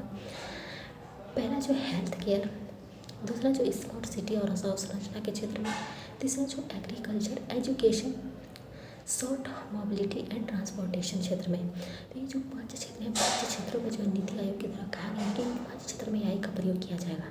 तो नीति आयोग के अनुसार जो इन क्षेत्रों में एआई का उपयोग भारतीय अर्थव्यवस्था में 2025 तक जो है 15% तक वृद्धि कर सकता है। तो भारतीय अर्थव्यवस्था 2025 तक जो है आर्थिक समृद्धि के स्तर पर जो है अधिक तीव्र हो सकता है। एंड 2020 में जो है mobility of electronics information technology तथा नीति आयोग ने RAISA 2020 नामक जो है वैश्विक एआई सम्मेलन का आयोजन किया। इसका उद्देश्य जो एआई के द्वारा जो सामाजिक बदलाव है, समावेशन है, सशक्तिकरण है, जैसे संदर्भों पर कार्य करता है। तो इस प्रकार जो है एंड सरकार के द्वारा जो है national AI portal of India जारी किया गया है। इसका मुख्य उद्देश्य यह है कि देश में एआई के विकास से संबंधित जो योजनाएं हैं, नीतियों हैं, उसका प्रारूप देना है। तो इस प्रकार जो है एआई अपने आप में एक जो है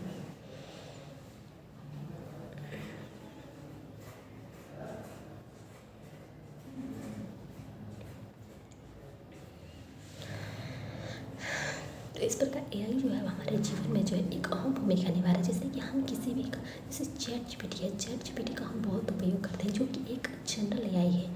हम कुछ भी सवाल उससे पूछते हैं, वो एक बेहतर उत्तर हमें देता है, बेहतर आंसर देता है, सॉल्यूशन देता है। तो इस प्रकार जो है एआई जो है धीरे धीरे एआई जो है हमारी ज़िंदगी के जो है एक मूलभूत हिस्सा बन जाएगा। नेक्स्ट हम पढ़ेंगे बायोरेमेडिएशन, जैव उपचार के बारे में पढ़ेंगे। तो जो जैव उपचार है यह सूक्ष्म जीवों, कवकों, वनस्पतियों तथा जंतु उत्पादों के प्रयोग से जो है एक पर्यावरणीय प्रदूषण को जो है नियंत्रित करने का एक तरीका होता है। तो पर्यावरण प्रदूषण को नियंत्रित करना और पर्यावरण को जो है स्वस्थ अवस्था में जो है तक वापस चलाना जो है जैव उपचार कहलाता है। तो जैव उपचार की जगह जो पर्यावरण को सुरक्षित और पर्यावरण को स्वस्थ तरीके से जो है ढालने में जो है एक सहयोग किया जाता है, कोशिश की जाती है। एंड हम जैव उपचार की प्रमुख विधियों की बात करें तो पहला जो विधि है एक्स सितु बायो रेमिडिएशन है, बाह्य स्थानीय जैव उपचार है। तो बाह्य स्थानीय जैव उपचार में जो है इस विधि में जो है जो प्रदूषित जो घटक होते हैं, प्रदूषित घटकों को उनके मूल स्थान से दूर मूल स्थान से दूर ले जाकर जो है उच्च तकनीक और जैव कारकों के द्वारा जो है इनको उपचारित किया जाता है, जैसे कि जल शोधन केंद्र। तो इनको जो है इस अवस्था में जो है किसी भी प्रदूषित घटकों को उनके मूल स्थान से दूर ले जाकर जो है उनको जो है जैव उपचारित किया जाता है, उनके जैव कार्यों को निकाला जाता है। एंड तीसरा जो है स्व स्थान है। तो इसमें जो प्रदूषित जो घटक होते हैं उनके जो उद्गम जो स्थल होते हैं, जहाँ पर वो प्रदूषण जिस स्थान पर वो बन पाए उसी स्थान पर उसके जैविक कारकों के द्वारा जो उसको उपचारित किया जाता है, मतलब उसको उसी स्थान पर जो है उसमें जैव उपचार किए जाते हैं। जैसे कि मृदा का उपचार, मृदा को उसी स्थान पर उपचार किया, ना कि उसको किसी दूसरे स्थान पर हम ले जा सकते हैं मृदा को। तीसरा जो है बायो ऑगमेंटेशन में इस विधि में जो प्रदूषित घटक होंगे उसमें सूक्ष्म जीवों की मात्रा जो है बढ़ा दी जाती है। एंड जो जैव उपचार की प्रक्रिया को जो तीव्र कर देता है, तो सूक्ष्म जीवों की मात्रा को बढ़ा देते हैं तो हम जैव उपचार को अधिक तीव्र और अधिक कम समय में कर सकते हैं और अधिक अच्छे ढंग से भी कर सकते हैं। तो इस जैसे कि मृदा के उपचार के लिए जो है एसेटोबैक्टर नामक जीवाणु की जो मात्रा बढ़ाई जाती है। तो मृदा का जब उपचार किया जाता है तो उसमें जो एसेटोबैक्टर नामक जीवाणु को बढ़ाकर जो है मृदा का उपचार अच्छे ढंग से और अच्छे तरीके से जो है करने में जो हमें सहायता मिलती है। नेक्स्ट है बायो स्टिमुलेशन, जैव उत्प्रेरक, जैव उत्तेजन। तो जैव उत्तेजन में जो है इसमें इस विधि में जो प्रदूषित घटक होगा, प्रदूषित घटक में ऐसे पदार्थों को मिलाया जाता है जो सूक्ष्म जीवों की संख्या में वृद्धि कर सकता है। तो सूक्ष्म जीवों की संख्या में वृद्धि करके जिससे जैव उपचार की प्रक्रिया जो है तीव्र हो जाएगी। तो जब सूक्ष्म जीवों की संख्या में वृद्धि होगी तो वो जो है जैव उपचार की प्रक्रिया को और अधिक अच्छे ढंग से करेंगे। जैसे कि जल जो राशियाँ होती हैं उपचार के लिए उसमें ऑक्सीजन की जो है मात्रा को बढ़ाई जाती है ताकि ऑक्सीजन की मात्रा को बढ़ाकर जो इसके अच्छे ढंग से किया जा सके। मृदा के उपचार के लिए जो है कॉम्पोस्ट की मात्रा बढ़ाई जाती है, क्योंकि कंपोस्ट जो होता है, कंपोस्ट खाद में जो है सूक्ष्म जीवों की मात्रा अधिक होती है। तो जो कंपोस्ट जो होता है मृदा में छिड़का जाता है ताकि जो है मृदा में जो प्रदूषित जो घटक है उनको अच्छे निकाला जा सके, बाहर किया जा सके। नेक्स्ट है माइक्रो रेमिडिएशन, कवक जो है रेमिडिएशन। तो ये जो है इस विधि में जो है कवकों के द्वारा जो मृदा का उपचार किया जाता है, कवक के द्वारा। तो कवक जो है जटिल और हानिकारक जैविक पदार्थ होते हैं जो सरल पोषक तत्वों में जो है विघटित कर जो है द्वारा शक्तियों के बढ़ाने में मदद करते हैं। जैसे कि खेतों में जो है माइकोरिज़ा का प्रयोग, खेतों में जो माइकोरिज़ा का प्रयोग किया जाता है, जिससे जो है कवकों की मदद से जो है जैव उपचार की प्रक्रिया की जाती है। एंड नेक्स्ट है पादप फाइटोरेमिडिएशन। तो ये जो विधि है इसमें जो है जो विशिष्ट वनस्पतियाँ होती हैं उनकी मदद से मृदा और जल में जो है उपस्थित जो हानिकारक तत्व होते हैं उनका अवशोषण किया जाता है। जैसे कि सरसों, सूर्यमुखी, विल्लो, पेलिकस आदि जो पादप होते हैं उनके मृदा में उपस्थित जो भारी तत्व होते हैं, सीसा, कैडमियम, आर्सेनिक आदि का जो अवशोषण करते हैं।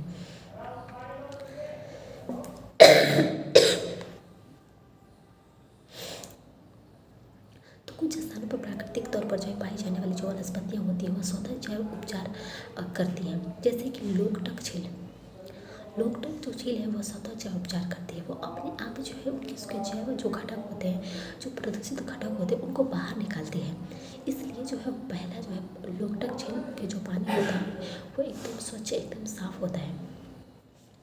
एंड जैव उपचार के लाभ की बात करें हम तो यह जो है जैव भू रासायनिक चक्र पर आधारित होता है एंड जो एक प्राकृतिक क्रिया होता है एंड फलस्वरूप जैविक उपचार बिना को प्रभाव पैदा किए प्रदूषण स्तर को कम कर सकता है। तो जैव उपचार के जरिए हम हमारे वातावरण पर इसका कोई प्रभाव नहीं पड़ता है और हम जो प्रदूषण स्तर होता है उसको हम जैव अणुओं से प्रदूषण स्तर को बाहर निकाल सकते हैं। तो यह जो अन्य विधियों की तुलना में जो सरल एवं कम खर्चीला होता है जिससे हम पर्यावरण से जो प्रदूषण को जो कम कर सकते हैं जैव उपचार की मदद से। तो ये हम इसकी जो है कमी की बात करें तो जैव उपचार जो है सामान्य तो अधिक समय लेती है और जो है जैव अधिक मात्रा में प्रदूषण के जो है सफाई के लिए उपयुक्त नहीं होती है। मतलब अगर हम किसी अधिक प्रदूषण को कम करना चाहें अधिक स्थानों पर तो हम इसे नहीं कर पाएंगे। एंड नेक्स्ट बायो प्रोस्पेक्टिंग की बात करें तो बायो प्रोस्पेक्टिंग का अर्थ जो स्थानीय जो जैविक विविधता होती है, जो किसी स्थान पर विविधता होती है, जैव विविधता और देशज विज्ञान जो होता है उसके आधार पर जो है हम प्रकृति से जो ऐसे यौगिकों को प्राप्त कर सकते हैं जो मानव उपयोगी हो और जिससे व्यावसायिक लाभ की भी प्राप्ति की जा सकती है। तो बायो प्रोस्पेक्टिंग की मदद से जो ऐसा किया जा सकता है। एंड भारत जैव विविधता से जो है परिपूर्ण है।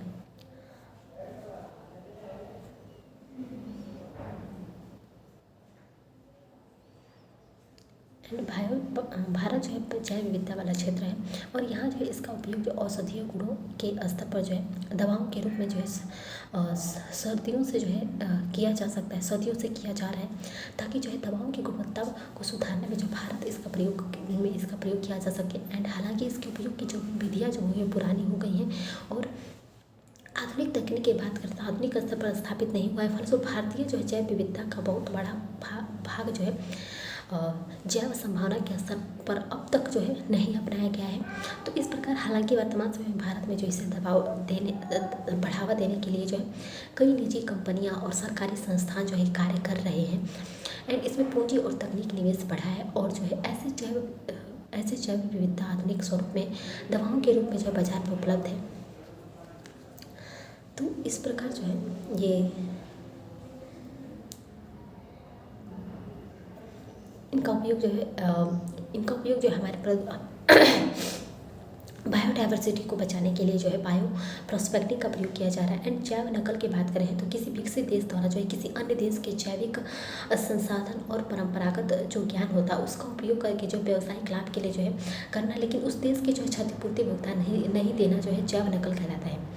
तो इस प्रकार जो जैव नकल वर्तमान समय में जो जैव नकल किया जाता है विकसित देशों द्वारा विकासित देशों या फिर विकासित देशों के जो है जैव का नकल किया जाता है और जैव नकल के बदले उनको कोई जो है ऐसी राशि नहीं प्रदान की जाती है।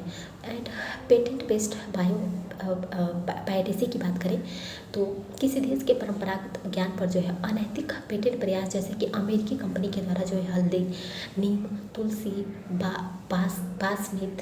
बासमित आदि पर जो पेटेंट लेने के प्रयास किए गए। तो इस प्रकार ये गलत है क्योंकि ये जो भारत से नकल लेकर बनाकर जो है उत्पादित करके और उस पर पेटेंट लेने की कोशिश कर रहे थे। एंड नॉन पेटेंट बायोपायरेसी की बात करें तो इसके अंतर्गत जो है तकनीक और आर्थिक संपन्नता के बल पर जो है विकसित देश जो है किसी अन्य देश के जैविक संसाधन का जो व्यावसायिक उपयोग करता है और उसके लाभ से जो उस देश को वंचित रखता है। तो ये जो है गलत बात है। तो जैसे पुराने समय में अंग्रेजों के द्वारा जो है हमारी अंग्रेज ने जो है अपनी तकनीक और आर्थिक संपन्नता से जो है हमारे देश से जो है तरह तरह की जो है चीज़ें जो हमारी प्राकृतिक जो चीज़ें थी उसको ले जाकर जो है उस अपनी तकनीक और आर्थिक समृद्धि की मदद से जो उस अपने देश में उत्पादित किया और जो हम हैं उस लाभ से वंचित रह गए। तो हमारे देश जैसे कि कपास जो हमारे देश से उत्पादित करते थे, मलमल जो था वो अंग्रेज जो है अधिक मात्रा में हमारे देश से अपने देश में ले जाया करते थे, जो हमारे देश में जो है उसकी संपन्नता जो है वो कम हो गई थी और वे जो है अपने देश में भी मलमल का जो उपयोग है अपने देश में भी मलमल आर्थिक उपयोग और तकनीक की मदद से उत्पादित करने लगे थे और भारत इस लाभ से वंचित हो गया। तो इस वजह से जो है इन सभी को देखते हुए पेटेंट जैसे जो है कानून बनाए गए। एंड नेक्स्ट है TKDL जो है ट्रेडिशनल नॉलेज डिजिटल लाइब्रेरी की बात करें तो भारत के परंपरागत ज्ञान और स्थानीय जैव विविधता पर जो है अनैतिक पेटेंट जो प्रयास होता है जो अनैतिक तरीके से लिया जाता है और जैव नकल प्रयास से बचने के लिए जो है CSIR और आयुष मंत्रालय के द्वारा जो 2001 में जो TKDL की स्थापना की गई। एंड यह जो है एक डिजिटल लाइब्रेरी होता है जिसे एक वेबसाइट के रूप में जो प्रकाशित किया गया है। इस पर आयुर्वेद, यूनानी, सिद्धा, योगा आदि से संबंधित जो परंपरागत ज्ञान को प्रकाशित किया जाता है। एंड इस पर जो प्रकाशित सूचनाएं होती हैं जैसे कि प्रकाशित जो सूचनाएं तो WIPO वर्ल्ड IP ऑफिशियल के जो है मानकों के अनुरूप है तथा इंग्लिश, जर्मनी, फ्रेंच, जापानी, स्पेनिश भाषाओं में जो है इसको प्रकाशित किया जाता है। तो अगर कोई भी व्यक्ति जो है पेटेंट से संबंधित जो है अपनी सुविधा को प्राप्त करना चाहता है तो वो जो हज़ारों औषधियों महत्व के पौधों और जो है योग मुद्राओं को जो प्रकाशित किया गया है इसमें। एंड टीकेडीएल जो है एक ओपन सोर्स लाइब्रेरी है जिस पर जो उपलब्ध जो सूचनाएं होंगी मुक्त रूप से जो उपलब्ध हैं तथा परंपरागत ज्ञान के संदर्भ में आधुनिक अनुसंधान को बढ़ावा देने के लिए जो है काफ़ी जो है ये अग्रसर है। तो इस प्रकार जो टीकेडीएल जो है पेटेंट के अधिकार की रक्षा के लिए जो है को बचाने के लिए टीकेडीएल को लाया गया। एंड नेक्स्ट बात करें बौद्धिक संपदा अधिकार की आईपीआर की बात करें तो इसमें हम ट्रेडमार्क के बारे में पढ़े हैं। तो जियोग्राफिकल इंडिकेटर की बात करें हम तो इसमें पेटेंट पढ़ेंगे हम। पेटेंट क्या होता है? पेटेंट जो है जब कोई व्यक्ति किसी चीज़ का आविष्कार करता है या फिर निर्माण करता है तो जब किसी या फिर कोई निर्माण करता होता है, सृजन करता होता है तो उसको दिया जाने वाला एक अधिकार होता है। और जो कोई देश अपने जो व्यवधानिक जो उसकी व्यवस्था होती है, व्यवधानिक व्यवस्था के अंतर्गत अपनी सीमा के अंदर ही जो है एक अपनी सीमा के अंदर ही एक निश्चित समयावधि में जो उस शर्तों के साथ प्रदान करता है, कुछ शर्तों के साथ प्रदान करता है। तो इस प्रकार अगर कोई आविष्कारक जो होता है किसी चीज़ का आविष्कार करता है, निर्माण करता है तो उसको जो उस निर्माण पर जो उसको पेटेंट दिया जाता है कि उस निर्माण का लाभ जो है कोई और न मतलब उस निर्माण का जो है जो निर्माण करता है कोई और व्यक्ति ना बन जाए, मतलब कोई और व्यक्ति अपने आप को ना बना पाए। तो भारत में जो पेटेंट की जो व्यवस्था हो गई इंडियन पेटेंट एक्ट 1970 के अंतर्गत जो है संचालित की जाती है, जिसे जो 1972 में लागू किया गया। तो भारत में पेटेंट के अधिकारों की रक्षा के लिए इसको लाया गया क्योंकि जो है भारत में पुराने समय में मान लो अगर कोई व्यक्ति एक पेन का निर्माण किया तो उस पेन का निर्माण किया तो दूसरा व्यक्ति उसी पेन का नकल करके जो है कहेगा कि मैंने इसको बनाया, तो ये गलत है क्योंकि उस पेन का निर्माण तो उस व्यक्ति ने किया और फिर ये जो है उस पेन को उस व्यक्ति ने किया और ये उस पेन का नकल करके जो है उसका लाभ उठाने लगे, उसको बेच कर जो उसका लाभ उठाने लगे, तो ऐसा नहीं है। तो इसी को बचाने के लिए इसी को हम पेटेंट का अधिकार कहते हैं। तो भारतीय जो पेटेंट अधिनियम है इसको लागू होने के बाद भारत में जो 3 क्षेत्रों में तेजी आई। पहला तो है कृषि, रसायन और खाद्य प्रसंस्करण के क्षेत्र में, दूसरा दवा और स्वास्थ्य उत्पाद में, तीसरा जो है कंज्यूमर इलेक्ट्रॉनिक्स में। तो इसके कारण जो है भारत में ये सभी उत्पाद जो है आसानी से जो उपलब्ध होने लगे और इन क्षेत्रों में जो उद्योगों का विकास हुआ तथा जो है इसके मूल्य में जो है कमी आई। तो इस प्रकार जो है भारत में पेटेंट के अधिकारों की रक्षा करने की कोशिश की गई। तो भारतीय पेटेंट अधिनियम 1970 के जो है भारतीय समाज और अर्थव्यवस्था पर जो कई सकारात्मक परिणाम सामने आए। तो विभिन्न क्षेत्रों में जो भारतीय उद्योग स्थापित हुए, रोजगार के नए अवसर पैदा हुए। तो इसके कारण जो कुछ ही दशकों में जो भारत जो है जेनेरिक दवाओं का जो है बड़ा उत्पादक देश बना और जो है जेनेरिक दवाओं के निर्यात के अवसर भी प्राप्त हुए। तो जेनेरिक दवाओं का भारत सबसे बड़ा उत्पादक कैसे बना? क्योंकि जो है जो जैसे कि कोई अमेरिका है किसी जेनेरिक दवा का निर्माण किया तो भारत भी उस अमेरिका की जेनेरिक दवाओं के तर्ज पर उसमें कुछ परिवर्तन करके उससे बेहतर बनाने की कोशिश में जो एक जेनेरिक दवा का निर्माण किया। इस प्रकार भारत धीरे धीरे जो है नकल करके उसमें कुछ संशोधन करके परिवर्तन करके जो है जेनेरिक दवाओं का जो एक बड़ा जो उत्पादक बन गया। एंड भारत में पेटेंट की वर्तमान स्थिति की बात करें हम तो वर्तमान व्यवस्था जो है ट्रिप्स 1995 के न्यूनतम समरूप प्रावधान के अनुरूप है, जो 3 संशोधनों के बाद जो 2006 में लागू हुआ था।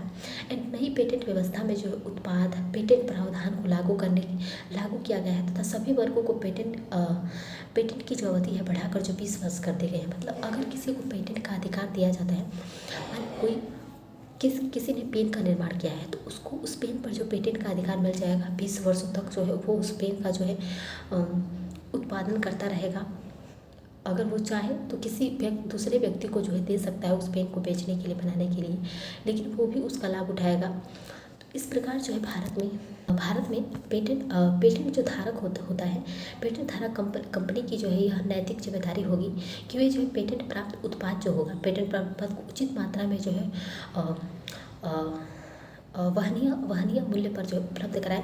ऐसा नहीं होने पर जो अनिवार्य लाइसेंस प्रावधान जो होता है उसका जो है उपयोग किया जा सकता है।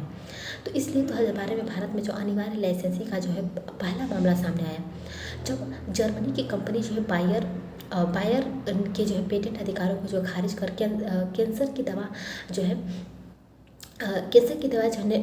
नेक्सेवा को बनाने का जो अधिकार भारतीय कंपनी जो है नाटो फार्मा को जो है दिया गया, जिससे जो है वह जिसके बाद जो इस दवा के मूल्य में लगभग जो 95% की कमी आई है। तो इस वजह से जो है इस प्रकार के जो है अधिकारों की रक्षा के लिए जो है लाइसेंसिंग का प्रावधान लाया गया।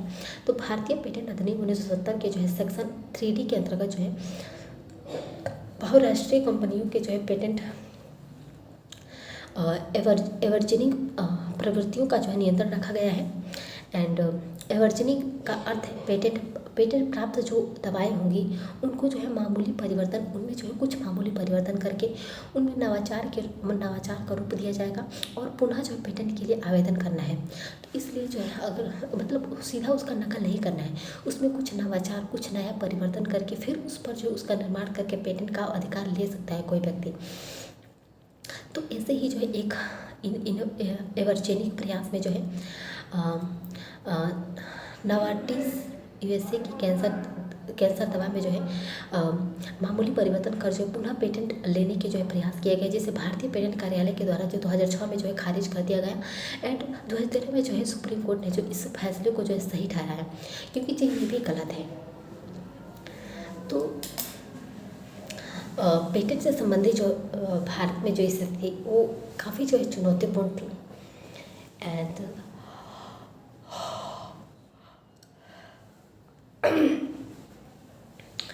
पेटेंट वैलिडिटी प्रोटेक्शन की बात करें तो इसके अंतर्गत जो है किसी फसल के नए किस्म या संकर प्रजाति को जो है विकसित करने वाले जो प्लान ब्रेडर को जो है उस फसल का जो रूप एक अधिकार दिया गया जाता है।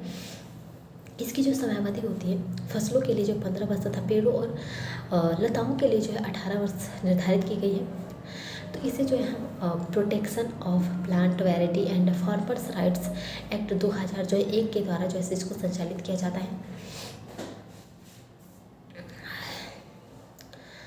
तो इस प्रकार भारत में पेटेंट के अधिकारों की रक्षा के लिए जो तरह तरह के जो कानून लाए गए। भारत में दवाओं का मूल्य नियंत्रण की बात करें तो हम NPPA national pharmaceuticals pricing authority, इसकी स्थापना जो 1897 में जो है की गई थी। इसका उद्देश्य दवाओं और जो चिकित्सीय उपकरण हैं उनके मूल्यों को नियंत्रित रखना है तथा इसे वहनीय मूल्य पर जो है उसको उपलब्ध कराना है, ताकि जो है सब इसको जो है खरीद सकें। ऐसा मूल्य पर इसको लॉन्च करना ताकि जो है सब इसका लाभ उठा पाए। तो इस वजह से NPPA के अनुसार जो है किसी भी दवा के मूल्य में जो है लगभग 10% तक परिवर्तन से ज़्यादा वृद्धि नहीं की जा सकती है। एंड NPPA जो है NPPA DPCO जिसमें जो है जीवन रक्षक और अति आवश्यक दवाओं की जो है सूची विकसित की जाती है, जिसमें इस सूची में जो अलग अलग तरह की जो है प्रकाशन शामिल होता है और इन दवाओं के मूल्य में जो है वृद्धि नहीं की जा सकती है, क्योंकि जो है इनको ऐसे मूल्य पर इनको लॉन्च करना है ताकि सभी इसको वहन कर सकें। वहनीय मूल्य पर इसको लाना है, ना कि इसके दवाओं में वृद्धि करना है।